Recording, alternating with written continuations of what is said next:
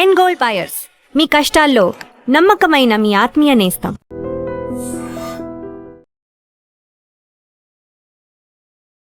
Welcome to iDream. This is Lumbini. Popular protest CJP, Citizens for Justice and Peace, and most popularly known as Cockroach Janata Party. So ఈ protest గురించి nation wide గా కాదు world wide గా కూడా మాట్లాడుకుంటున్నారు. But దీని impact ఎంతవరకు మన మీద ఉండబోతుంది అండ్ అన్నిటికన్నా ముఖ్యంగా పొలిటికల్ ఎలా ఉండబోతుంది, లా అండ్ ఆర్డర్ పరంగా ఎలా ఉండబోతుంది అండ్ జనాలకు మోస్ట్ ఇంపార్టెంట్ గా యూత్ మీద ఎలా ఉండబోతుంది, లెట్స్ డిస్కస్. ఈ రోజు మనతో జాయిన్ అవబోతున్నారు శ్రీ హర్ష గారు, geo political analyst. Let's talk to him. Hello sir, how are you? Namaste and Namaste. fine, thank you Andy. How are you? Right sir, I'm great. And talking about CJP protest, talk of the town. అయితే CJP has of course Citizens for Justice and Peace, popularly known as cockroach Janata party. So ఈ protest impact రీజనల్గా కాదు overall India మీద ఉంది. And also different యాంగిల్స్లో చూసుకుంటే public order disturbance దగ్గర నుండి law and order and also political మీద impact ఎలా ఉండొచ్చు అనేది I wanted to know. So political impact గురించి ఫస్ట్ మాట్లాడదాం. మినిమల్ అండి, మినిమల్. అంటే బేసికల్లీ అండి ఇప్పుడు మనం మోదీ గారు రెండోసారి ప్రధానమంత్రి అయినప్పటి నుంచి రకరకాల ధర్నాలు చూసాం. ఆయన సెకండ్ టర్మ్ గెలిచిన తర్వాత అదే ఏడాది చివరిలో మనకి సిఏఏ ప్రొటెస్ట్ మొదలైంది, యాంటీ హిందూ ప్రొటెస్ట్ ఢిల్లీలో, షహీన్ బాగ్. అది ఎందుకు చేశారు? మోదీ గారిని యాక్చువల్లీ దించాలని చెప్పి రీసెంట్లీ ఎన్ఐఏ ఛార్జ్ షీట్లో అదే చెప్పారు టు టాపుల్ గవర్నమెంట్. బట్ అది అవ్వలేదు, ఎందుకంటే కోవిడ్ వచ్చింది, లాక్డౌన్ పెట్టాల్సి వచ్చింది, వేరు కారణాలు అయ్యాయి. విత్ ఇన్ 1 year మళ్ళీ సో కాల్డ్ ఫార్మర్స్ ప్రొటెస్ట్ తీసుకొచ్చారు. అది సుమారు ఐ థింక్ ఏడాదో 2 ఏళ్ళలో నడిచింది. అది మోదీ గారు వెనక్కి తీసేసుకున్నారు ఫార్మ్ లాస్. చాలా మంది మోదీ గారిని సమర్థించే వాళ్ళే తిట్టారు, ఇంత వీక్ పిఎం ఏంటని. బట్ ఆ టైంలో కనుక అగ్రెసివ్ అయినట్టుంటే అది మన నేపాల్, బంగ్లాదేశ్ లాంటివి మనం విట్నెస్ చేసి ఉండేవాళ్ళం. సో ఇన్ ఏ వే ఆయన ఏంటంటే పెద్ద అవాంతరాన్ని అవాయిడ్ చేశారు. దాని తర్వాత కూడా మనకి రెస్లర్స్ ప్రొటెస్ట్ అని వచ్చింది, మళ్ళీ ఫార్మర్స్ ప్రొటెక్షన్ వచ్చింది. బట్ అవేవి కూడా ఆ స్థాయిలో వెళ్ళలేదు. సో ఏంటంటే సమ్హౌ ఏదైనా ఎస్పెషలీ థర్డ్ టర్మ్ మోదీ గారు ఎన్నికల ముందర నుంచి ఆయన ఇచ్చిన ఇంటర్వ్యూలో అన్నారు, థర్డ్ టర్మ్ ఏంటంటే రెవల్యూషనరీ డెసిషన్స్ ఉంటాయి, దేశ గతిని మార్చే నిర్ణయాలు ఉంటాయి. మెల్లమెల్లగా వస్తూనే ఉన్నాయి అలా. వక్ఫ్ది కానివ్వండి, లేకపోతే ఇప్పుడు ముఖ్యమంత్రుల్ని, ప్రధానమంత్రుల్ని కూడా వాళ్ళకు ఒకవేళ జైలుకి వెళ్ళినట్టయితే 30 రోజుల్లో వాళ్ళు ఇంకా రాజీనామా ఆటోమేటిక్గా అయిపోతుంది, వాళ్ళు రాజీనామా చేయకపోతే. ఇలాంటివన్నీ వస్తున్నాయి వన్ బై వన్ ఆయన ఈ టర్మ్లో. మనము ఫైనాన్షియల్వి కూడా నిర్మలా సీతారామన్ గారు చూసుకున్నట్టయితే కనుక ఆవిడ ఇన్కమ్ ట్యాక్స్లో లిమిట్ పెంచడం కానివ్వండి, ఈజ్ ఆఫ్ డూయింగ్ బిజినెస్ కానివ్వండి, పిఎల్ఐ స్కీమ్, కంట్రీ గ్రోత్ని డెవలప్ చేసే విధంగా ఆయన తీసుకెళ్తున్నారు. ద మోర్ ఇది కనుక ఆయన ఇంకా ఉండి ద మోర్ ఇలాంటివి అవుతూ ఉంటే భారత్ ఇంకా బలపడుతుంది. భారత్ ఎంత బలపడితే చైనాకి, యుఎస్కి భారత్ పోటీ ఇచ్చే స్థాయికి అంత పెరుగుతుంది. సో ఆబ్వియస్లీ రెండు దేశాలు ఒప్పుకోవు. సో ఏం చేయాలి? ద ఓన్లీ వే ఏంటి? మోదీ గారిని దింపాలి. ఎలక్షన్ రూపంలో దించుదామంటే అది అవ్వట్లేదు, ఎంత ఫండింగ్ ఇచ్చే పార్టీలని జనాలు నమ్మటం లేదు. సో ఇంకొక వే ఏముంది? హుక్ ఆర్ క్రుక్, ఇంకా గొడవలే. ఆ గొడవది భారతదేశ చుట్టుపక్కల అన్ని చోట్ల జరిగింది. మనం చూసుకున్నట్టయితే నేపాల్లో జరిగింది జెన్జీ ప్రొటెస్ట్, బంగ్లాదేశ్లో జరిగింది, ఈవెన్ శ్రీలంకలో కూడా జరిగింది. ఇండోనేషియాలో మొన్నటి వరకు కూడా అయింది, కానీ అది సప్రెస్ చేసేస్తారు, అంత సక్సెస్ అవ్వలేదు, ఎందుకంటే he succumb to US pressure. But Modi గారిది ఏంటి? అవ్వట్లే. ఆయన మోదీ గారు వీళ్ళ ఒత్తిడికి తలొగ్గట్లేదు, ఆయన దేశానికి వెళ్తున్నారు, జనాలు ఎన్నికల్లో ఒకదాని తర్వాత ఒకటే గెలిపించుకుంటూ వెళ్తున్నారు. సో అందుకని కొత్తగా సిజేపీ ప్రొటెస్ట్ ద్వారా తీసుకొద్దాం అనుకున్నారు. క్లియర్గా జెన్జీ ప్రొటెస్ట్ అన్నారు. నిజంగానే ధర్మేంద్ర ప్రధాన్ గారి విషయంలో వీళ్ళు ఏదైతే అన్నారో ఇట్ వాస్ వ్యాలిడ్. నీట్ విఫలమైంది, అది ఎవరు తప్పుపట్టలేదు.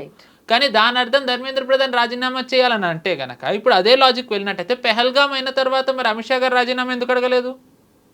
ఇప్పుడు లాజిక్కే కదా. పెహల్గాం అయిన తర్వాత అమిత్ షా గారు రాజీనామా అడగాలి, బాలాసూర్ ట్రైన్ ఘటన అయిన తర్వాత అశ్విని వైష్ణవ్ గారు రాజీనామా అడగాలి. వాళ్ళందరిది కాకుండా ఉత్తి ధర్మేంద్ర ప్రధాన్దే చేస్తున్నారు అంటే ఏదో ఒక ఇంటెన్షన్ ఉండాలి. ఎందుకంటే ఎడ్యుకేషన్ రిఫార్మ్స్ చాలా ఆయన తెస్తున్నారు. ఇప్పుడు మనం చూసుకున్నట్టయితే ఇప్పుడు వచ్చే బిల్లులో యూజీసీది కానివ్వండి, రకరకాలవన్నీ క్లబ్ చేసేసి ఒక కొత్త కమిటీ రావడం, మనకి ఎన్సీఆర్టీ బుక్స్ మారుతున్నాయి, సిలబస్ చేంజ్ అవుతుంది. ఇప్పుడు యువతకి చరిత్ర మనకి తెలియకుండా దాచారు. ముఘల్స్ గ్రేట్, మనం అన్ని చదువుకున్నది తెలిసిందే. ఈవెన్ బ్రిటిషర్స్ని కూడా పొగిడిన బుక్స్ మనకు ఉన్నాయి. మనవి అహోమ్స్ ఎంతమందికి తెలుసు? అహోమ్స్ చరిత్ర తెలియదు, చోళాస్ తెలియదు, మరాఠాస్ అయితే ఇంకా నథింగ్, రాజ్పుత్ల తెలియదు. ఇంకా అసలు మనం చెప్పుకుంటూ పోతే మన రాజులు ప్రతి ఒక్క ప్రాంతంలోనే తెలియవు. ఓడిపోయిన బ్యాటిల్స్ గురించే ఓడిపోయినవే మనం చెప్పుకుంటూ ఉంటాం. అండ్ ఈవెన్ గెలిచినవి కూడా ఓడిన కింద మార్చిన ఘనత మన చరిత్రకారులది. సో దీన్ని మెల్లమెల్లగానే చేంజ్ చేస్తున్నారు. అండ్ ఇది చేంజ్ అవుతూ ఉంటే యువతలో ఏంటి వాళ్ళ దేశం గురించి గొప్పతనం తెలుస్తుంది. ఆబ్వియస్లీ దేశ గొప్పతనం తెలిస్తే ఏమవుతుంది, వాళ్ళకు ఒక జీల్ పెరుగుతుంది. ఇప్పుడు మొక్కై వంగనే మానవ వంగున అని చిన్నప్పటి నుంచి బీజం వేయాలి వాళ్ళు ఏమవ్వాలి అని. సో ఏంటి ఎడ్యుకేషన్ ద్వారా వేసినట్టయితే దాని తర్వాత వాళ్ళు ఎడ్యుకేషన్ నుంచి బయటకు వచ్చిన తర్వాత వాళ్ళకి ఇంకా స్టార్టప్లో కానివ్వండి ఉపాధి ద్వారా ఇచ్చినట్టయితే వాళ్ళ దేశ ఎదుగుదలకి వాళ్ళు ఒక రకంగా హెల్ప్ అవుతారు. సో ఆ బీజం వేయడంలో ధర్మేంద్ర ప్రధాన్ గారి పాత్ర ఉంటుంది. సో సంహౌ ఏందో నీట్ జరిగింది, అన్ఫార్చునేట్ ఇన్సిడెంట్. సో వాళ్ళు దాన్ని అడ్వాంటేజ్గా తీసుకున్నారు. డస్ దట్ మీన్ ఆయన క్లీన్ అంటే no, he should be held accountable and he was held accountable. దాని తర్వాత నీటిది ఏదైతే వీళ్ళు ఇంత గొడవ చేశారో ఆ నీటి ఫలితాలు మొన్న వచ్చాయి. ఆ నీటి ఫలితాలు మొన్న వచ్చేసాయి. ఎంతమంది పట్టించుకున్నారు మరి? పేరెంట్సే ఏరి మరి నీటిది కనుక అయినట్టయితే. సో వీళ్ళది ఏంటంటే వీళ్ళ ఇంటెన్షన్ నీటిది కాదు. ఎందుకంటే నీటిది అయినట్టయితే వీళ్ళు నీటి నుంచి వీళ్ళు ఎక్కడికి వెళ్ళారు, మాది ధర్మేంద్ర ప్రధాన్ రాజీనామా కాదు, మోదీ గారు రాజీనామా చేయాలన్నారు. హాయ్ హాయ్ మోదీ మర్జాతో అనే నినాదాలు తీస్తున్నారు, అమిత్ షా మర్జాతో నినాదాలు తీస్తున్నారు, బస్ నామ్ రహేగా అల్లాకా పాట పాడుతున్నారు, సీతాకా పతి ఎవరు అని చెప్పి కునాల్ కామ్రా లాంటి వాళ్ళు మాట్లాడుతున్నారు, ఆర్టికల్ 370 పెట్టాలంటున్నారు, ఎఫ్సిఆర్ఏ తీసుకురాకూడదు అంటున్నారు, సిఏఏ వెనక్కి తీసుకోవాలంటున్నారు. ఏంటి ఈ ఎడ్యుకేషన్ దేనికి సంబంధం ఉన్నాయి అసలు ఇవేవి అంటే ఏంటి అంటే ధర్మేంద్ర ప్రధాన్ బహానా హే, మోదీ గారు నిషానా హే. సో అందుకే తెలిసి మోదీ గారు కూడా బిందాస్ కూర్చున్నారు. ఎందుకంటే ఎంతకాలం చేస్తారో చూద్దామని. 2 ఏళ్ళు సోకాల్డ్ ఖలిస్తానీలు కూర్చుంటేనే మోదీ గారు సకంబ్ అవ్వలేదు ప్రెషర్కి. అండ్ ఈసారి I really don't think Modi గారు వెనక్కి వెళ్తారని నేను అనుకోవట్లే. ధర్మేంద్ర ప్రధాన్ గారిని తీయరు, వీళ్ళు ధర్నాకి కూర్చుంటే స్పేరు చేయరు. ఇప్పుడు మనం మాట్లాడుకునే టైంకి పోలీసులు లాఠీచార్జ్ చేస్తున్నారు అక్కడ. And it should happen. ఎందుకంటే వాళ్ళ నినాదాలే రెచ్చగొట్టే విధంగా ఉన్నప్పుడు అండ్ చేస్తున్న వాళ్ళందరూ కూడా ఇప్పుడు ఎవరైతే వీళ్ళు పిలుస్తున్నారో did they invite any persons were clean. Communist leaders Brinda Karat కానివ్వండి, బేబీ అనే అతను జనరల్ సెక్రటరీ, వాళ్ళు చైనా ఆఫీస్కి వెళ్ళి వచ్చిన తర్వాత వాళ్ళు వచ్చారు ఇక్కడికి డైరెక్ట్. ఓకే. సో అంటే చైనా వాళ్ళ నుంచి వచ్చారు అంటే వాళ్ళ ఇంటెన్షన్ తెలియట్లేదా? బట్ ఇంత పెద్ద జరుగుతున్నా కూడా ప్రతిసారి ఎందుకు గవర్నమెంట్ వచ్చి okay this in the facts ఇది ఫిగర్స్ అని చెప్పి ఎప్పుడు ఎందుకు ఒక కైండ్ ఆఫ్ రిప్రజెంటేషన్ లాగా ఏది చూపించరు? ఎందుకు ఓపెన్ గా చూపిస్తేనే కదా, మిర్రర్ ఇమేజ్ ఇస్తేనే కదా జనాలకి కూడా తెలుసు. ఇప్పుడు వీళ్ళు గ్యాస్ది ప్రాబ్లం ఉంది అని అన్నప్పుడు ప్రభుత్వం డైలీ ప్రెస్ మీట్లు పెట్టింది. గ్యాస్ ప్రాబ్లం ఈ రోజు ఎంతమంది గ్యాస్ ప్రాబ్లం ఐడియా ఉందా సార్? మోదీ గారు స్వయంగా ఆయనంతట ఆయనే వచ్చి అన్నారు, మనకి ఒక క్రైసిస్ ఉంది, మీరు కొంచెం ఆయిల్ది తగ్గించండి, ఆయిల్ కన్సంప్షన్ ఇవ్వండి అంటే జనాలు కాదు విపక్షాలన్నీ ఎక్కిరించారు. ఈ రోజు ప్రభుత్వ నివేదిక, నేను సృష్టించిందో ఎవరో సృష్టించిందో కాదు, ఎడిబుల్ ఆయిల్ ఇంపోర్ట్ తగ్గిందంట మనకి. అంటే జనాలు నిజంగానే ఎడిబుల్ ఆయిల్ కన్సూమ్ చేయడం తగ్గించారు ఓవరాల్గా, ఒక్కొక్కళ్ళు కాకపోయి ఉండొచ్చు. సో అంటే ప్రభుత్వం ప్రధానమంత్రి చెప్తున్నారు ప్రభుత్వం అడ్రస్ చేస్తుంది. ఇప్పుడు నీటిది ఏదైతే ఉందో రాజీనామా చేయడం ద్వారానో ధర్మేంద్ర ప్రధాన్ చెప్పడం ద్వారానో సమస్యకు పరిష్కారం కాదు కదా, సిస్టమిక్ ఫాల్ట్ అది. దాన్ని అడ్రస్ చేయాలి, ఫుల్ ప్రూఫ్ చేయాలి కదా. సో ధర్మేంద్ర ప్రధాన్ గారు ఇప్పుడు మనం చూసాం, మీరు ఎయిర్ ఫోర్స్ని పెట్టారు, అంత అవసరమా అది ఇది అని. కరెక్ట్, అంత అవసరం లేదు. బట్ ఇమ్మీడియట్ సొల్యూషన్ కావాలి అన్నప్పుడు ఇలాంటి డ్రాస్టిక్ మెజర్స్ కావాలి. అండ్ నీట్ చేసి చూపించారు ఆయన. అండ్ ఫర్ ద రికార్డ్, ఎవరైతే ధర్మేంద్ర ప్రధాన్ గారి ఇంటిగ్రిటీని క్వశ్చన్ చేస్తున్నారో వాళ్ళు తెలుసుకోవాల్సింది ఏంటి అంటే, ప్రధానమంత్రి గారు మొదటిసారి ప్రధానమంత్రి అయిన తర్వాత మోదీ గారు ఆయన జనాల్లోకి ఇప్పుడు ఏదైతే ఆయన కోర్ ఓట్ బ్యాంక్ ఉందో, మహిళలు కానివ్వండి పేదవాళ్ళు, వాళ్ళు మోదీ గారికి ఓట్ బ్యాంక్ కింద మారడానికి వన్ ఆఫ్ ద రీజన్ ఏంటంటే ఎల్పిజి సబ్సిడీ ఇవ్వడం. అది ఉజ్వల యోజన ద్వారా ఇచ్చారు. అంటే అది ఎవరు చేయాలి? పెట్రోలియం మినిస్ట్రీ చేయాలి. ఆ టైంకి పెట్రోలియం మినిస్ట్రీ ధర్మేంద్ర ప్రధాన్ గారి చేతిలో ఉంది. He was the petroleum minister. ఆయనకున్న నిక్ నేమ్ ఏంటంటే Ujjwala man. So before any people cockroach, insect వీళ్ళు ఎవరన్నా కనుక ధర్మేంద్ర ప్రధాన్ గారిని క్వశ్చన్ చేసే ముందు they should know his credibility and how he can achieve. ఆయన అది చేశారు కాబట్టే ఆయనకి ఎడ్యుకేషన్ మినిస్ట్రీ ఇచ్చారు, that he can do something here అని. ఆయన తప్పు లేదు కాబట్టి మోదీ గారు ఆయన రాజీనామా అడగలేదు, ఆయన తప్పించలేదు. వీళ్ళు ఏంటంటే క్యాబినెట్ రీషఫ్లింగ్ ఉందనే వార్తలు తరచూ వచ్చాయి. వీళ్ళు ఏమనుకున్నారు, మోదీ గారు ధర్మేంద్ర ప్రధాన్ గారిని తీసేస్తే అది నా ఘనత అని చెప్పుకుందామని వీళ్ళు అనుకున్నారు. క్యాబినెట్ రీషఫ్లింగ్ జరగట్లేదు, వీళ్ళకి డే ఆన్ డే వెళ్తుంది. ఇప్పుడు మీరు అక్కడ చూసుకున్నట్టయితే హార్డ్లీ 100 to 200 మంది ఉన్నారు అక్కడ. కానీ cockroach Janata party followers millions లో ఉన్నారు. ఏరక్కడ కనీసం ఆ ఢిల్లీలో 1000 మంది కూడా లేరా? లంచ్కి వస్తారు. అభిజిత్ దీప్కేనే డైరెక్ట్ చెప్పాడు, లంచ్కి వస్తారు మీరు, మళ్ళీ డిన్నర్కి వస్తారు, మధ్యలో ఏరన్ని. అంటే తినడానికి వచ్చి వెళ్తున్నట్టు ఉంది అక్కడ. అది జోక్గా తీసుకున్నా అంత ఫుడ్కి బిల్స్ ఎవరు పెడుతున్నారు? హూ ఇస్ ఫండింగ్ అంత ఫుడ్ పెట్టడానికి? ఈరోజు మనం ఒక చిన్న పార్టీ ఇస్తేనే మనం చూసుకుంటాం, అరే ఫుడ్ ఇంతమంది వస్తారంటే మనం ఇంత ఖర్చు పెట్టాలని. 100 మందికి ఫుడ్ పెట్టాలంటే ఎంత ఖర్చు అవుతుంది? ఎక్కడి నుంచి వస్తాం? అంటే ఏవో ఫోర్సెస్ ఫండింగ్ చేస్తున్నాయి కదా. సో ఈరోజు ఎవరైతే ఈ సోనం వాంగ్చుక్ వెనకున్నారో, ఈ Sonam Wangchuk is a fraud. And ఇది ఎవరికైనా నచ్చచ్చు నచ్చకపోవచ్చు. ఇప్పుడు సోనం వాంగ్చుక్ అందరూ ఒక ఏమంటారు, హీఈస్ అన్ సైంటిస్ట్, ఒక పెద్ద educationist scientist. Name one thing ఈ ఇన్వెంటెడ్. ఇప్పుడు ఒక ఇన్వెన్షన్ ఏమైనా చేస్తే పేటెంట్ తీసుకుంటారు, తన పేరు మీద ఒక్క పేటెంట్ లేదు. తను ఏం ఇన్వెంట్ చేశాడు? తను మిడిల్ క్లాస్ అబ్బాయి అని అంటారు. మిడిల్ క్లాస్ అబ్బాయి వాళ్ళ నాన్నగారు కాంగ్రెస్లో minister, he was an elected MLA. So మొత్తం Sonam Wangchuk has been exposed. And భార్య అంటుంది నా హంగర్ స్ట్రైక్ ఆపించొద్దని. ఏంటి అసలు ఆ మనిషి అక్కడ అంటే చచ్చిపోతే కనుక దాని శవాల రాజకీయాలు చేద్దామన్నా? ఏ కాంగ్రెస్ అయితే ఈరోజు సోనం వాంగ్చుక్ని సమర్థిస్తూ రాహుల్ గాంధీ ట్వీట్ చేశారో, ఇదే కాంగ్రెస్ 2007లో చైనాతోని కలిసి సోనం వాంగ్చుక్ మిస్ఇన్ఫర్మేషన్ స్ప్రెడ్ చేస్తున్నాడని చెప్పి కాంగ్రెస్ ఆరోపించింది. ఏ ప్రొటెస్టర్స్ అయితే ఈరోజు కాంగ్రెస్ సమర్థిస్తుందో, ఏ ప్రొటెస్టర్స్ ద్వారా పార్లమెంటుని వీళ్ళు రకంగా స్తంభింపజేసి బిల్స్ రాకుండా ఆపాలని అనుకుంటున్నారో, ఇదే రాహుల్ గాంధీ ఈ హంగర్ స్ట్రైకులు ప్రొటెస్టర్స్ దాని ద్వారా సక్కంబ్ అయిపోతే కనుక చాలా కష్టమని 2011లో అన్నారు. ఇప్పుడు సోనం వాంగ్చుక్ హంగర్ స్ట్రైక్ కానీ, లేదంటే సీజేపీ చేసే ఎంత కేయోస్ కానీ ఎంటైర్గా అంటే గవర్నమెంట్ని టాపుల్ చేయడానికి, లేదంటే ఇంకేమన్నా ఎఫెక్ట్ వాళ్ళకి మేజర్ గోల్ ఏదన్నా ఉందని ఇందా చెప్పినట్టుగా మోదీ గారు ఇంకా ఎక్కువ కాలం ఉన్నట్టయితే కష్టం. అట్ ప్రెసెంట్ ఇమ్మీడియట్లీ ఏంటంటే ఈ పార్లమెంట్ సెషన్ ఈస్ హిస్టారిక్. అంటే మోదీ గారు వీ డోంట్ నో, ఈ పార్లమెంట్ సెషన్ అయిపోగానే నేను రాజీనామా చేస్తున్నా అనొచ్చు, లేదు అంటే నేను 2029 వరకు కూడా ఉండొచ్చు. ఆయన ఎన్నేళ్లున్నా ఈ పార్లమెంట్ సెషన్లో ఆయన తెచ్చే bills will be historic, more historic than article 370 నా అభిప్రాయంలో. ఎందుకంటే మోదీ గారు ఈ 12 ఏళ్లలో హిస్టారిక్ పార్లమెంట్ సెషన్ అంటే అందరూ ఆర్టికల్ 370 అంటారు. కానీ if what we're hearing is true, ఈ parliament session will be more historic than that one. ఎందుకు అంటే ఇప్పుడు మన దేశంలో ఈ కాక్రోచ్ జనతా పార్టీ ఈ ప్రొటెస్ట్లు అన్నిటికీ కారణం ఏంటి? ఒక రకంగా వీళ్ళు ఫండింగ్ ఫారెన్ నుంచి వస్తుంది, ఎన్జిఓస్ ఇస్తున్నాయి.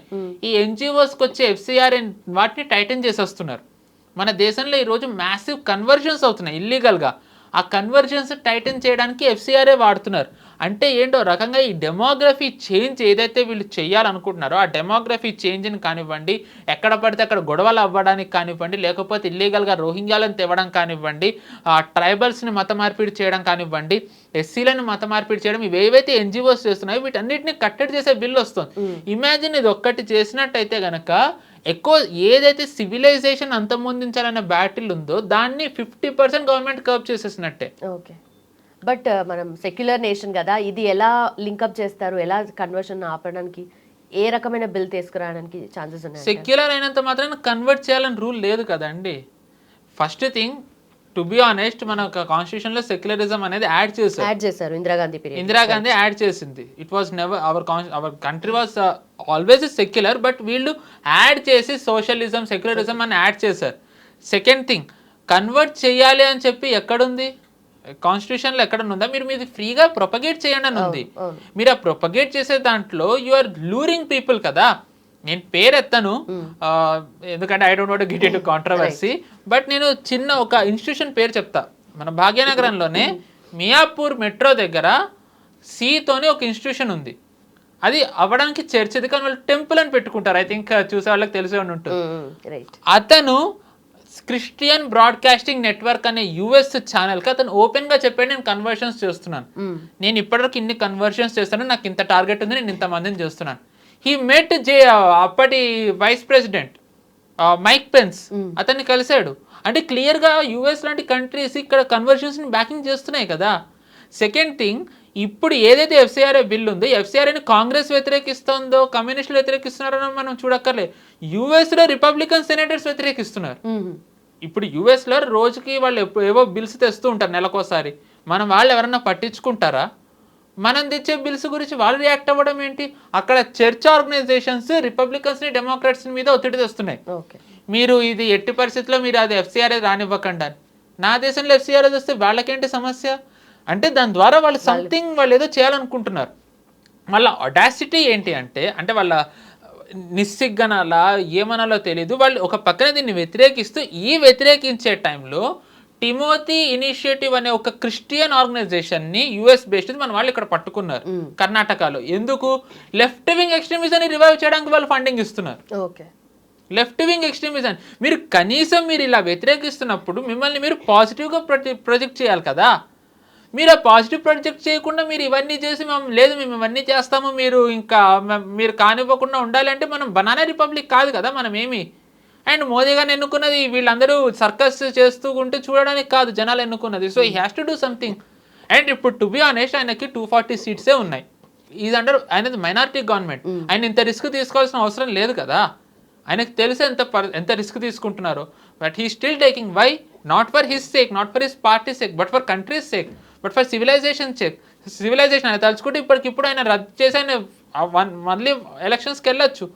బట్ ఆయన అవన్నీ కాదన్నారు. ఎందుకంటే 5 years మ్యాండేట్ ఇచ్చారు.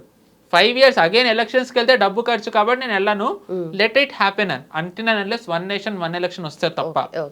సో అగైన్ అది కూడా ఉందని అంటున్నారు. 1 nation 1 election రావచ్చు అని అంటున్నారు. FCR రావచ్చు అంటున్నారు. ఎవరైతే ఈ 131st amendment, delimitation, women reservation bill, ఇలాంటివి ఏ వచ్చినా సరే ఫారెన్ యాక్టివిటీస్ ఆగుతాయి.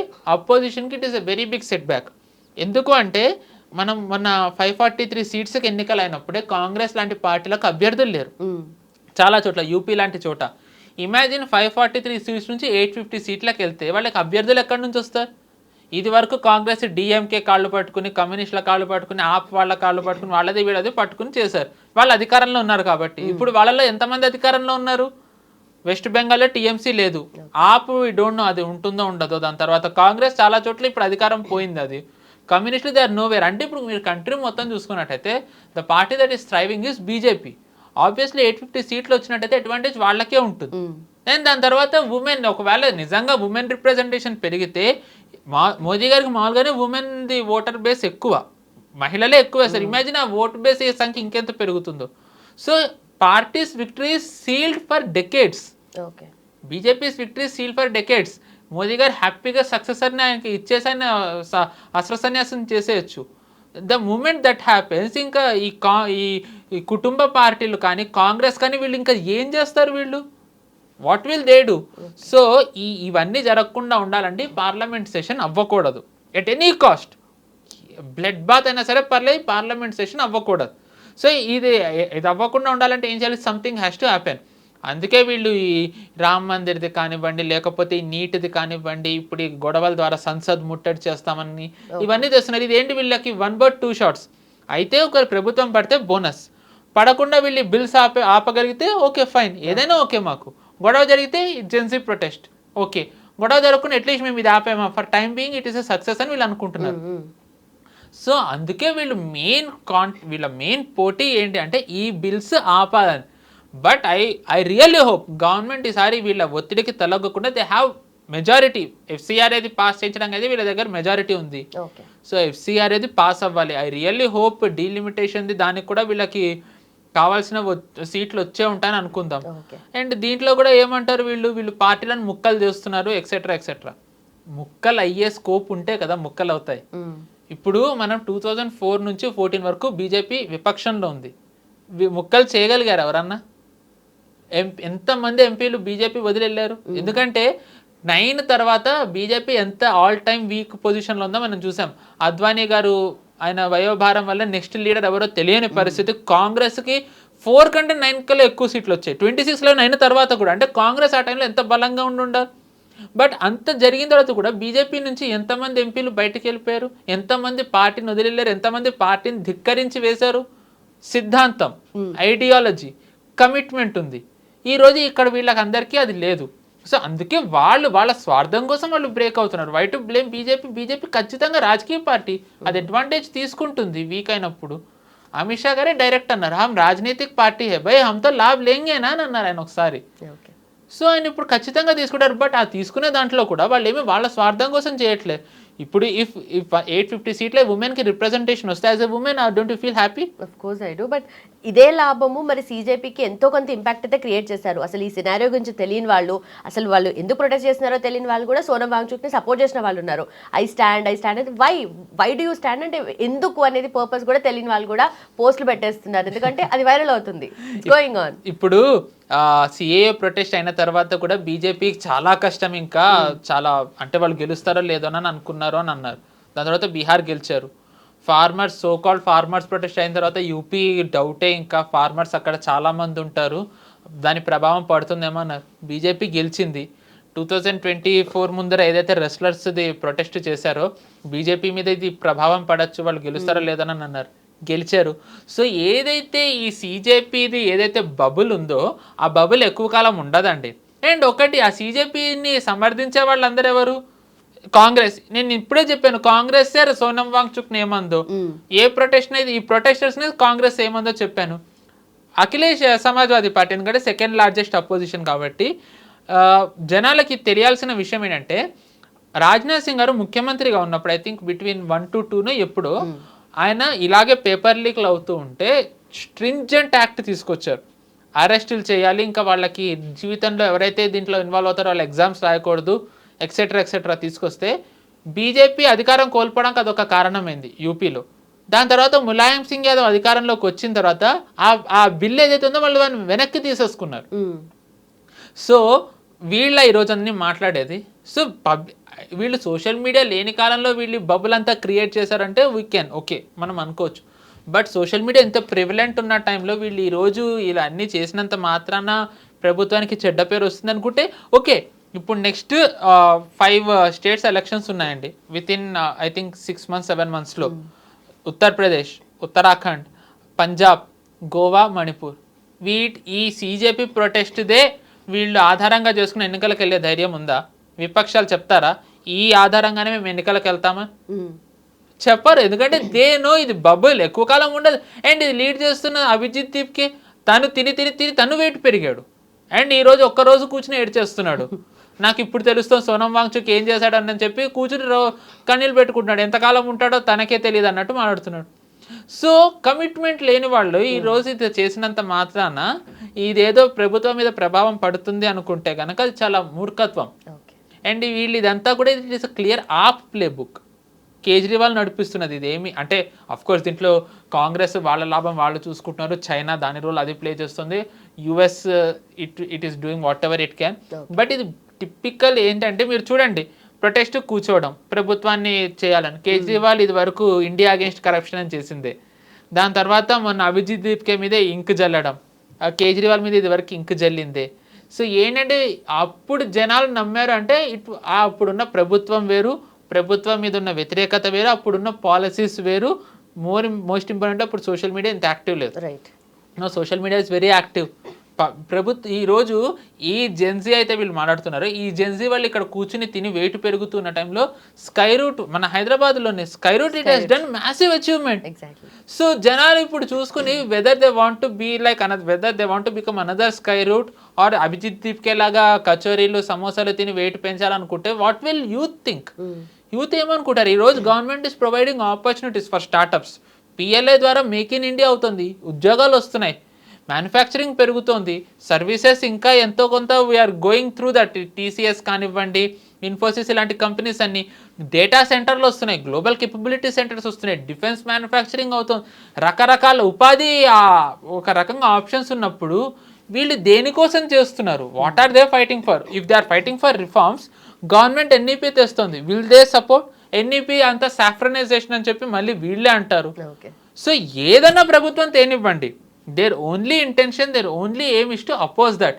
ఇంకా అపోజే చేయాలన్నప్పుడు ప్రభుత్వం వీళ్ళ మాట ఎందుకు వింటుంది? బట్ ఎన్ఈపీ వల్ల ఎంత మ్యాసివ్ డిఫరెన్స్ రాబోతుంది అనేది ఒకసారి మాట్లాడుకుంటే లిటరలీ కంప్లీట్ ఈ సిలబస్ కానీ చేంజెస్ గురించి కానీ అసలు ఎవరికి తెలియదు. ఇన్ఫాక్ట్ అది వచ్చిందన్న విషయమే చాలా మందికి అంటే ఇట్ ఈస్ స్టిల్ ఇంకా వర్క్ ఇన్ ప్రోగ్రెస్ అవుతుందండి మెల్లమెల్లగా. బట్ ఇప్పుడు మెల్లగా సిలబస్ ఎన్సీఆర్టీ చేంజ్ అయింది. ఇట్ షోస్ రియల్లీ వెరీ ఏమంటారు తెలియకపోయినా లాంగ్ టర్మ్లీ చాలా హ్యూజ్ ఇంపాక్ట్ ఉంటుంది. వెన్ యూ సే ఇప్పుడు అంటే హిందూస్లో కానివ్వండి, ఇండియన్స్లో కానివ్వండి, అది ఎంత నెగిటివ్ అంటే దే యాడెడ్ గోద్రా, సబర్మతిది వదిలేసి they added Godhra rights. Godhra అవ్వడానికి కారణం సబర్మతి కదా. దే ఎక్స్క్లూడ్ చేశారంటే నెరేటివ్, ఫేక్ నెరేటివ్ పెడిల్ చేయడం, ఇలాంటివి ఎన్ని ఉన్నాయి. ముఘల్స్ పాలించారని, ముఘల్స్ అంతా వాళ్ళు ఏం కంట్రీ మొత్తం పాలించలే కదా. ముఘల్స్ది మీరు ఈరోజు సౌత్ ఇండియాలో ఎంత ఉంది ముఘల్స్ అస్తిత్వం? నార్త్ ఈస్ట్లో ఎక్కడుంది? You have Ahoms there who rule for 400 years. ఇక్కడ చోళాస్ ఎంతకాలం పాలించారు, మన దగ్గర విజయనగరాస్ ఎంతమంది పాలించారు, కాకతీయులు ఎంతమంది పాలించారు, మరాఠాస్ ఆల్మోస్ట్ కంట్రీ పాలించారు, సిక్కు గురువులు ఎంతమంది పాలించారు. దాని తర్వాత గౌతమిపుత్ర శతకని కమ్స్ అండర్ కాకతీయ. దాని తర్వాత గుప్తాస్ ఎంత పాలించారు, పుష్యమిత్ర శుంగాస్ కొన్ని 100 ఏళ్ళు పాలించారు. వాళ్ళ గురించి మనకి ఒక్క లైన్ కూడా వెళ్ళలేదు ఈరోజు దురదృష్టవశాత్తు. శుంగాస్ ఎంత పాలించారు, one of the best and powerful rulers Bharat has ever had. వాళ్ళ గురించి లేదు. ముఘల్స్, అక్బర్, బాబర్, ఇబ్రాహీం లోడి ఇన్వేడర్స్ని పొగుడుతూ ఉంటే మనకి మన వాళ్ళది గొప్పతనం తెలియనప్పుడు ఇక్కడ ఉన్న వాళ్ళు మన దేశాన్ని తిట్టుకుని వాళ్ళు వెనుపోక ఏం చేస్తారు? So government step by step change చేస్తుంది. యు సీ ఎడ్యుకేషన్లో కనుక మీరు మంచిది చెప్పినట్టయితే వాళ్ళకి పాజిటివ్ ఇమేజ్ వస్తుంది. వాళ్ళకి దాని తర్వాత వాళ్ళకి ఏమంటారు డైవర్సిఫికేషన్, ఓన్లీ 10th అయిపోగానే ఇంజనీరింగ్లోకి దూకడం కాకుండా వాళ్ళకి వేరే ఆపర్చునిటీస్ ఉన్నాయి ఎన్ఈపీ ద్వారా. ఆ ఆపర్చునిటీస్ దాని నుంచి బయటికి రాగానే either if they want to become an ఎంప్లాయీగా of course it is a work in progress, time పడుతుంది, but government is working on that. Employee కావాలంటే ఆప్షన్స్ ఉన్నాయి. You want to become a startup entrepreneur, PLI ద్వారా నీకు రకరకాల government schemes ఇస్తుంది. Export చేయాలనుకుంటే government దానికి కూడా ఫెసిలిటీస్ ఇస్తుంది. సో ఏంటంటే వాళ్ళని ఒక ఎకో సిస్టమ్ తయారు చేస్తుంది who works for the nation, not for a party or for a person. దాని ద్వారా వాళ్ళకి లబ్ధి జరుగుతుంది, దేశానికి మంచి జరుగుతుంది. ఇంత జరుగుతూ ఉంటే what are they fighting for? Modi రాజీనామా చేయాలి, సీతాకే పతి, ఆర్టికల్ 370 కావాలి. సో ఇంత ఇడియాటిక్ ప్రొటెక్షన్ ఈ విపక్షాలు సపోర్ట్ చేస్తున్నారంటే how desperate they are. Electorally వాళ్ళు మోదీ గారిని బీజేపీని ఓడించలేరు కాబట్టే వాళ్ళు వీటికి ఆధారపడి ఉన్నారంటే వీళ్ళ దుస్థితి చూసి జాలిపడడం తప్ప ఇంకా మనం చేయగలిగింది కూడా ఏమీ లేదు. So it will not happen. I really hope ఈ పార్లమెంట్ సెషన్ ఏదైతే ఉందో దీంట్లో whatever bills we're hearing will come, it has to come and I really personally hope pass అవ్వాలని నేను కోరుకుంటున్నాను. ఓకే, బట్ ఎక్కడ చూసినా కూడా ఇన్ అండ్ అవుట్ ఆర్ లేదంటే ఇంటర్లింక్డ్ ఉన్నా కూడా రిలీజియస్ ఆస్పెక్ట్ ఉంది. సో మనం రామ్ మందిర్ గురించి ఎంత ఇంపాక్ట్ ఉంటుంది, స్టార్ట్ అయినప్పుడు కూడా చాలా అన్నారు, అంటే నెగటివ్ ఆస్పెక్ట్లో కూడా చాలా వచ్చినాయి, బట్ ఇప్పటికీ చాలా సక్సెస్ఫుల్గా చాలా పీస్ఫుల్గా నడుస్తుంది. సో ఈ ఇంపాక్ట్ ఏమైనా ఉండే ఛాన్స్? రామ్ మందిర్ ఇంపాక్ట్ బీజేపీకి ఎలక్టోరల్లీ పాజిటివ్గా పడుతుంది. ఖచ్చితంగా రాసి పెట్టుకోండి. ఇది బీజేపీని యోగి ఆదిత్యనాథ్ గారిని ఆపడం కానివ్వండి, బీజేపీ కూడడం ఇది అవ్వదు 100%. ఎందుకంటే రామ్ మందిర్లో ఏదైతే మనం జరిగిందని అంటున్నామో దురదృష్టవశాత్తు దాంట్లో బీజేపీ పాత్ర, యోగి ఆదిత్యనాథ్ గారి పాత్ర ఏముంది? ఒక కమిటీలో ఉన్న కొంతమంది చేసింది. దాంట్లో ఇప్పుడు దాన్ని అడ్రస్ చేస్తున్నారు యోగి ఆదిత్యనాథ్ గారు. సో ఒకవేళ యోగి గారి మీద నమ్మకం లేదు అని వీళ్ళు ఎవరన్నా అంటే ఎవరు చేస్తారు? రాముడు లేడన్న కాంగ్రెసా, కరసేవకుల్ని కల్పించిన లేకపోతే సమాజ్వాదీ పార్టీనా, గుడి కట్టద్దు అక్కడ ఇన్స్టిట్యూషన్స్ కట్టాలి, హాస్పిటల్ కట్టాలి అని ఆమ్ ఆద్మీ పార్టీనా? ఎవరు చేస్తారు? So at the end of the day నచ్చినా నచ్చకపోయినా at the end of the day BJP is the only party that will address this. జనాలకు కూడా అది తెలుసు. ఎందుకంటే యోగి ఆదిత్యనాథ్ గారు ఇప్పుడు అందుకే ఉన్నారు, నీకు ఇక్కడ జరిగిన దాని మీద నీకు అంత బాధగా ఉన్నట్టయితే కాశీ మథురా గురించి మాట్లాడాను. కాశీ మథురా కూడా ఉన్నాయి కదా, అవి కూడా actually it has to be reclaim. దాని గురించి మాట్లాడమని అంటే మరి వీళ్ళెవరూ మాట్లాడట్లే. అంటే దాంట్లో వాళ్ళు పొలిటికల్ ఆస్పెక్టే చూస్తున్నారు, పబ్లిక్ వీళ్ళు అదంతా చూస్తున్నారు. ఇది మెయిన్ రామ్ మందిర్ రావడానికి గల కారణం ఏంటంటేనండి, ఇంకో 1 yearలో మనకు తెలిసిందే యూపీలో ఎలక్షన్స్ వస్తున్నాయి. 2022లో ఎన్నికలు అయ్యే టైంకి యోగి ఆదిత్యనాథ్ గారు 5 ఏళ్ళు ముఖ్యమంత్రిగా పాలించారు. 5 ఏళ్లలో ఉమెన్ ఆస్పెక్ట్ అక్కడ చాలా ఇంపార్టెంట్ అయింది. అంటే ఉమెన్కి సేఫ్టీ రావడం, లా అండ్ ఆర్డర్, ఇండస్ట్రీస్ రావడం, వలస వెళ్ళిన వాళ్ళు మెల్లమెల్లగా తిరిగి వస్తూ ఉండడం, పరిశ్రమలు రావడం, ఉపాధి రావడం, గ్యాంగ్స్టర్స్ అక్కడ ఒక్కొక్కళ్ళు లేచిపోతూ ఉండడం. 5 ఏళ్లలోనే ఈ ఆధారంగా ఇంత చేసినట్టయితే అండ్ 22 హిందుత్వ బేస్ మీదే వెళ్ళలేదు. 22 వాళ్ళు అసలు హిందుత్వానే కాదు, development, law and order agenda. 5 ఏళ్లలోనే వాళ్ళు అంత బాగా చేయగలిగితే యోగి ఆదిత్యనాథ్ గారు 10 ఏళ్లకు వాళ్ళు ఇంకెంత బాగా చేయగలరు? ఇప్పుడు 10 ఏళ్ల రిపోర్ట్ తీసుకుని వెళ్ళినట్టయితే అది ఎంత బాగా వెళ్తుంది. అందుకనే వీళ్ళు ఏంటి అంటే అది మెయిన్ అవ్వకుండా ఉండాలని రామ్ మందిర్ది వీళ్ళు హైలైట్ చేశారు, ప్రభుత్వాన్ని చెడ్డగా చూపించాలని. అండ్ ఈ ప్రాసెస్లో వాళ్ళే సెల్ఫ్ గోల్ చేసుకున్నారు. ఎందుకు? వాళ్ళు నిజంగా రామ్ మందిర్దే వీళ్ళ మెయిన్ టార్గెట్ అయితే దాని మీదే ఫోకస్ పెట్టారు. అరెస్ట్ అయిన వాళ్ళు ఇంతమంది యాదవులు ఉన్నారు, ఇంతమంది ఎస్సీలు ఉన్నారు, ఇంతమంది ఎస్టీలు ఉన్నారు, ఇంతమంది బ్రాహ్మిన్స్ ఉన్నారు. కులాలు ఎందుకు? దొంగల్లో కులాలు ఏంటి? దొంగల్లో కులాలు చూస్తారు, టెర్రరిస్టులో మీరు మతాలు చూస్తారు, అన్నీ ఉంటాయి.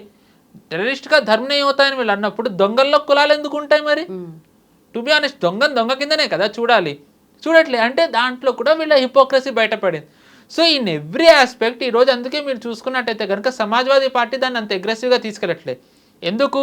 సమాజ్వాదీ పార్టీకి ఎంవై ఫ్యాక్టర్ అనేది అక్కడ ఇంపార్టెంట్. ముస్లిం యాదవ్ వాళ్ళు ఏమన్నారు, అఖిలేష్ యాదవ్ ఆవేశంగా నేను వస్తే ఇక్కడ ఈ గుడికి ఇది చేస్తాను, నేను వస్తే అది చేస్తాను అనడంతో ముస్లిమ్స్ కోప్పడ్డారు.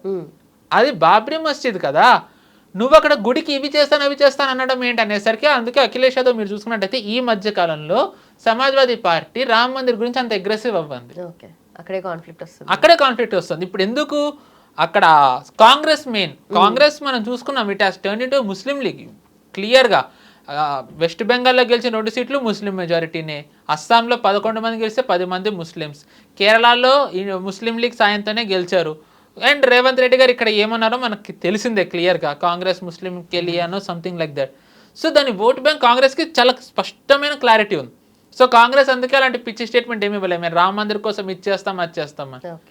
సో బట్ ఇప్పుడు వీళ్ళు రామ మందిర్ గురించి మాట్లాడతామంటున్నారు. మాట్లాడితే ఇదే కాంగ్రెస్ పార్టీ కదా రాముడు లేడని కోర్టులో పోరాడింది. సో వీళ్ళ హిపోక్రసీ బయటపడుతుంది. సో ఇవన్నీ చూసుకున్నట్టయితే end of the day who will truly deliver justice, it is Yogi Adityanath గారు. ఎందుకంటే ఆయన కేవలం ముఖ్యమంత్రే కాదు, ఎమ్మెల్యేనే కాకుండా ఆయన గోరఖ్నాథ్ పీఠాధిపతి. గోరఖ్పూర్లో దానికి చాలా ప్రభావం ఉంది. అది కేవలం మఠం నడపడమే కాకుండా ఆసుపత్రులు నడుపుతుంది, పాఠశాలలు నడుపుతుంది. అంటే అది ఒక ఎకో సిస్టమ్, ఇన్స్టిట్యూషన్ అది.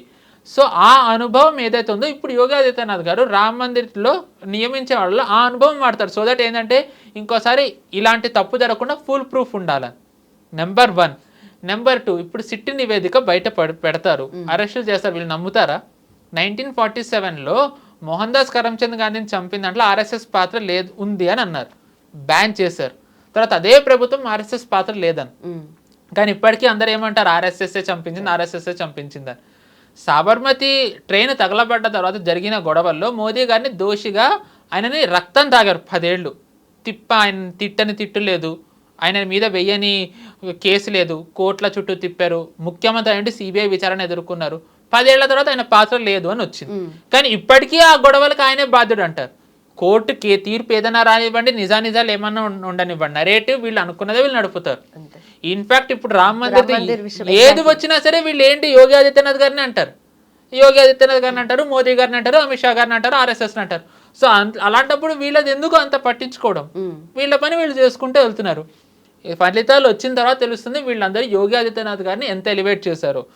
సాబర్మతి దాంట్లో మోదీ గారిని దోషిగా పెట్టి ఆయనకి లేని పాపులారిటీ ఎలా ఇచ్చారో, అంటే లేని popularity in the sense he was confined only till Gujarat, దాని ద్వారా he became a pan India leader.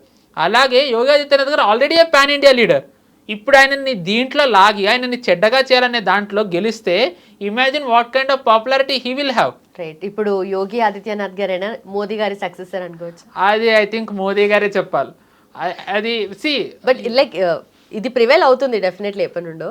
అంటే ఒకటండి, అందరూ అనుకోవడం మంచిదే, ఎందుకంటే యోగి ఆదిత్యనాథ్ గారు ఈజ్ డెలివరింగ్. ఈ రోజు మనం చూసుకున్నట్టయితే మోదీ గారు క్యాంపెయినింగ్ అవసరం లేదనుకున్న చోట యోగి ఆదిత్యనాథ్ గారు ఈజ్ ఫుల్ఫిల్లింగ్ దట్. అంటే ఆల్మోస్ట్ ఓకే, మోదీ గారు చేయకపోయినా యోగి గారు చేస్తే గెలుస్తామన్నంత స్థాయికి వెళ్ళింది. Haryana was the best example. ఎందుకంటే 2 నెలల్లో జనరల్ ఎలక్షన్స్ అయిన 2 నెలల్లో హర్యానాలో ఎన్నికలు జరిగితే everyone was confident that BJP రాదని. మనకి ఎందుకంటే 240 సీట్స్, అందరికీ బీజేపీ సపోర్టర్స్ మొరాల్ ఎంత లోలో ఉందో తెలిసిందే. మామూలుగా మోదీ గారు ఎలక్షన్ అంటే సుడిగాలి ప్రచారం అంటారు, బట్ ఈ campaign only for 2 to 3 times అంతే. ఎక్కువ క్యాంపెయినింగ్ చేసింది యోగి గారు. అప్పుడే అన్నారు బటెంగేతో కటెంగే, ఏక్ రహెంగేతో నేక్ రహెంగే అన్నది అక్కడి నుంచి మొదలైంది. ఆ నినాదం తర్వాత మహారాష్ట్రకి పాకింది, ఢిల్లీకి వెళ్ళింది, ఢిల్లీ ఎలక్షన్స్, బెంగాల్కి వెళ్ళింది. చివరికి మోదీ గారు కూడా దాన్ని ఓన్ చేసుకున్నారు, మోదీ గారు కూడా మాట్లాడుతున్నారు. ఇమాజిన్ సీఎం అన్న నినాదాన్ని పిఎం తీసుకుని ముందరికి తీసుకెళ్తున్నారు. సో అంటే యోగి ఆదిత్యనాథ్ గారి పాపులారిటీ ఎక్కడుందో మనకి తెలిసిందే. But will that transform in to PM role? I think అది కాలమే నిర్ణయించాలి. But since you mention that ఇప్పుడు ఏదైతే యోగి ఆదిత్యనాథ్ గారిని దించుతారు అంటున్నారో ఇట్ ఈస్ అబ్సల్యూట్లీ బుల్షిట్ అండి, sorry for the language anyway. The only way Yogi Adityanath గారు దిగాల్సి వస్తే సీఎంలో సెంటర్లో ఆయనకి ఏదన్నా పాత్ర ఇస్తే తప్ప ఆయన దిగరు. So 2027 UP election is sealed, BJP will win, Yogi గారు will become CM for the third time until and unless is being called to centre for a bigger role. Right, okay, అది సెట్ ఉంది అక్కడ. And coming to CJP protest, ఇది ఎట్లా decline అవ్వబోతుంది ఏంటి? It is already in decline అండి. CJP protest is already in decline. ఇది మీరు ఏదైతే చూస్తున్నారో ఈ బబుల్, ఇక్కడ కొంతమంది మన దగ్గర కూడా చేశారు, ప్రకాష్ రాజ్ లాంటి వాళ్ళు, కొంతమంది ప్రొఫెసర్లు అనుకున్న వాళ్ళందరూ వెళ్ళి, ఏముంది వాళ్ళకి? ఫస్ట్ థింగ్ వాళ్ళే ఈరోజు క్రెడిబిలిటీ టెస్ట్లో ఉన్నారు. వాళ్ళే మనం చూసాం జోసెఫ్ విషయంలో వాళ్ళు ఎలాగ బ్యాక్ ఫుట్లోకి వెళ్ళారు. సో వాళ్ళ క్రెడిబిలిటీ ఇస్ అండర్ క్వశ్చన్ ఇప్పుడు. అలాంటి వాళ్ళని సిజేపీ వాళ్ళు పిలిచి వాళ్ళ క్రెడిబిలిటీని వాళ్ళే దెబ్బ తీసుకున్నారు ఇక్కడ. అండ్ నెక్స్ట్ థింగ్, ఒకవేళ నిజంగా truly if they want to make this an electoral issue, వాళ్ళది ఎలక్షన్స్కి 2 నెలల ముందు చేయాలి to have a long term impact. ఇప్పుడు ఎన్నికలకి ఇంకా ఏడాది ఉంది ఉత్తరప్రదేశ్లో, జనాలకి ఇది ఎంత గుర్తుంటుందండి? బట్ ఇష్యూ జరిగింది ఇక్కడ కదా ఈ టైం పీరియడ్లో. ఈ టైం పీరియడ్ ఎన్నికలప్పుడు ఇది ఉండదండి. నేను అదే నా ఫార్మర్స్ ప్రొటెస్ట్ ఇది వీళ్ళు మెయిన్ చేసింది యోగి ఆదిత్యనాథ్ గారికి ఇంపాక్ట్ ఇవ్వాలని. ఏం ఇంపాక్ట్ ఇచ్చింది? ఈ వన్ కదా, మెజారిటీ తగ్గింది అని అంటారు. మెజారిటీ తగ్గడానికి ఒక కారణం ఏంటి అంటే, ఒక రీజన్ బుందేల్ఖండ్ అని ఉంది, వీళ్ళు అక్కడ సమంగా దృష్టి పెట్టలేదు. సో అందుకని ఓడింది తప్ప ఫార్మర్స్ ప్రొటెస్ట్ ఇది కాదు. నెంబర్ 1. నెంబర్ 2, మెజారిటీ తగ్గడం వల్ల వీళ్ళు గెలిచారని అనుకున్నట్టయితే 2002లో బీజేపీకి 122 సీట్లు వచ్చాయి, కానీ 2007కి వచ్చేసరికి 117 సీట్లు అయ్యాయి, 12కి వచ్చేసరికి 112 సీట్లు అయ్యాయి. గుజరాత్లో మోదీ గారు పాపులారిటీ పడిపోయిందా? మోదీ గారు వీక్ అయ్యారా? అమిత్ షా గారు ఓడిపోయారా? దాని తర్వాత పరిణామం 14లో మనకి తెలిసిందే. సో సీటు తగ్గినంత మాత్రాన ఒక నేత బలహీన పడ్డాడు, ఆ నేతది పాపులారిటీ పోయింది అనుకుంటే కాదు. గెలుపోవటం వల్ల ఆ నేత ఎక్కడున్నాడు అనేది చూస్తే యోగి ఆదిత్యనాథ్ గారు ఈజ్ ఎట్ ద టాప్ ఇప్పుడు. Who is challenging him? ఆయన ఛాలెంజర్ ఎవరు? అఖిలేష్ యాదవ్? జనాలు నవ్వుకుంటారు అక్కడ. రాహుల్ గాంధీని ఆయనకైనా పిఎం పొజిషన్లను ఊహించుకుంటారు. And I personally want team to be challenger for Modi గారు, ఎందుకంటే అప్పుడే బీజేపీకి ఈసారి ఇంకా ఫుల్ మెజారిటీ వస్తుంది. So as long as Rahul Gandhi సెంటర్లో మోదీ గారిని ఛాలెంజ్ చేస్తున్నంత వరకు బీజేపీకి ఎటువంటి ఢోకా లేదు. So that is my personal opinion. Right, unless they choose their leader. I hope it will not happen.